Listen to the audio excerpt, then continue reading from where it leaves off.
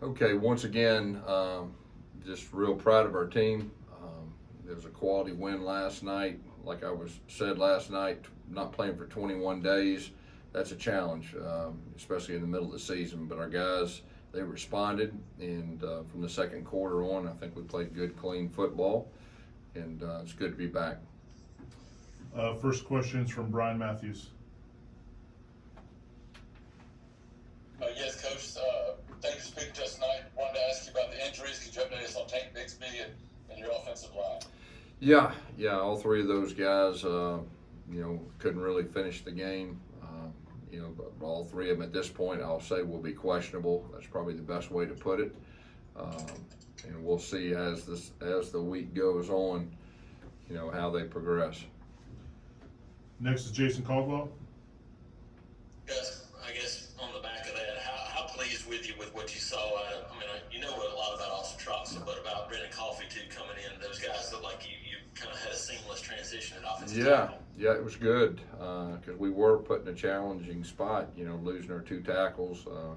We already lost Brandon Council earlier in the year, so we're playing some inexperienced guys. But Trox is a guy that's a veteran guy. We always looked at him like a starter anyway. So I thought he did a solid job. And Coffey came in. It was his first real game experience. And I thought he did a solid job. But it's next man up. The guys behind those guys. Everyone's going to have to be prepared right now as our depth gets thinner.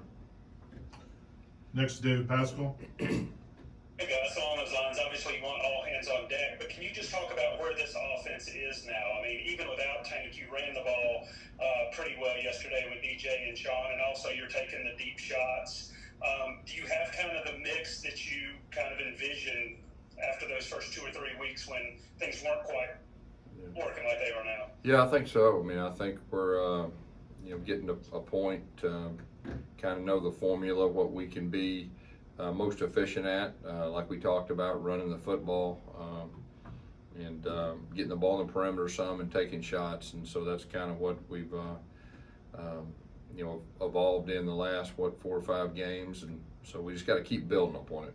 Obviously we're fixing to play some talented teams, and we need to keep building upon it. Steve Moulton. Coach, if I could get an early thought on Alabama, you mentioned some talented teams coming up. What's an early thought on the Iron Bowl coming up, Coach? Yeah, they're very explosive on offense with a lot of weapons. They run the football well. They throw it well. They throw it deep well. Defensively, they got a lot of really talented players. I think they're one of the top defenses in our league. So, it's the same old story. They're one of the best teams in the country, like they always are, and you got to play really well to beat them. So, our guys understand that. From a COVID standpoint, where are you at this point moving forward after Saturday, Coach? Yeah, just had a handful of guys that didn't participate last week. You take it week by week, so we'll have 3 tests and we'll cross our fingers like we do every week. I'm sure that everyone else does the same thing. Jordan Hill's next. Yes, Tennessee did a good job running the ball yesterday. It was one of their better games this year as far as the running game. But what stands out to you as things you guys can tweak and get ready as far as run defense, getting ready for this week? Yeah, there's no doubt. They're going to run it at us this week. I think just a better job with our run fits, coming off and making plays on one-on-one blocks, and then gang tackling. I think that's really where it starts. Justin Ferguson. Hey guys, the first couple times y'all got in the red zone, y'all had to settle for some short field goals. That last drive, y'all were able to punch it in the end zone. What did you see kind of on those first couple drives that made y'all stall out there, and then what was the difference on that touchdown? Yeah, I think we had first drive down there. I think we had a penalty. I think it went 1st and 15. So anytime that happens, that's extremely tough. And then I think we had a 2nd and 10, and then a 2nd and 9, or excuse me, a 3rd and 9, something like that down there. So, and that made us hit the check down. So, it's just this time of year, you got to score touchdowns, especially against the top teams. So we did that on that last drive. I thought that was real critical. Did you guys put an extra extra emphasis on kind of those early downs, especially on that last drive, just staying ahead of the chains, getting a rhythm like y'all like to? Yeah, I think so. Like I said, we were able to run the football. And I think the last drive, I think there was quite a few like 3rd down and 3 to 6s, if I remember right. They were manageable distances, which, really helps too. Jason Caldwell with a follow-up. Gus, any update on KJ? If he's closer Yeah. or, when anything on him? Yeah, he's not been cleared still, and so doesn't look like he'll be cleared for this game either. Gianna Hunt. Hey Gus, I know the pass rush has been a focus for you guys, and you did really well against LSU. How would you say you guys built off of that performance in your game against Tennessee? Yeah, I think the fact it was 3 weeks in between, it's real hard to be honest with you. I mean, it was, in practice you can simulate, just so much. The fact that we only practiced two times the week before, you could see, you saw us that first quarter. I mean, we were a little bit out of rhythm and out of sync and some unusual things happening, and then finally we kind of settled in and started playing some football. But like I said, I don't know any team in the middle of a season's ever had 3 weeks off. So we're learning as we go. This is a new year. We knew there was going to be challenges, and we knew that you got to adjust. And so I guess that's just part of it this year. Josh Vitale. Whoops. Go ahead. Were you able to pinpoint any things that you wanted to fix to improve moving forward? Oh yeah, there's there's a lot of things from this last game that we got to fix. I mean, we had some penalties, self-inflicted penalties. I mean, the execution part, we've got to execute, and so really that's there's quite a few things we can improve on that we worked on tonight. As far as the fixing us, and then at the same time we had to practice with it was try to get an extra head start on our opponent this week too. Josh Vitale. Gus, the defense has been really good at taking away opponents' top wide receivers this season. What's the challenge of doing that against a team like Alabama that has such an explosive passing offense and so many weapons? Yeah, well, I think it's similar to last year. They got more than one guy. I mean, they got a lot of guys that can make plays, that can run, and their quarterback's been very efficient and, has had time a whole lot this year, it looks like. So, we'll have to do a good job and mixing things up and trying to put pressure on the quarterback. Phil Marshall. Guys, could you look back to your first Iron Bowl when you experienced it for the first time, how it was different? Yeah, I tell people that just like me, I mean, people can tell you about it, and there's nothing like, all you gotta do is experience it one time and it changes you. And you kind of understand the magnitude and everything that goes with it. And that's really what stood out to me in that 2009, and that was a real close game, and I think we were underdogs by a lot and had opportunities at the end, and they drove the field, and I think they scored down there and went down the end. I think we threw it up a Hail Mary at the last play of the game. So yeah, that was a learning experience for me, that first Iron Bowl. How much fun is it just to be a part of it?